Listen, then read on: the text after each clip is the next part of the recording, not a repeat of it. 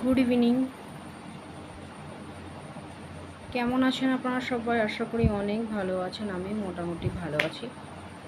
তো আজকে একটু বাইরে গেছিলাম, মেয়েকে টিউশনিতে দিয়ে আসলাম।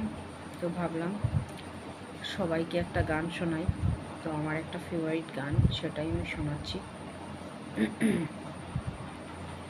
তো আমি কোনো গায়িকা না, জাস্ট আমার একটু ভালো লাগে তাই আমি গান করি। चलते चलते मेरे ये गीत याद रखना, कभी अलविदा ना कहना, कभी अलविदा ना कहना। रोते हंसते तुम ही तो यूं ही गुनगुनाते रहना, कभी अलविदा ना कहना, कभी अलविदा ना कहना।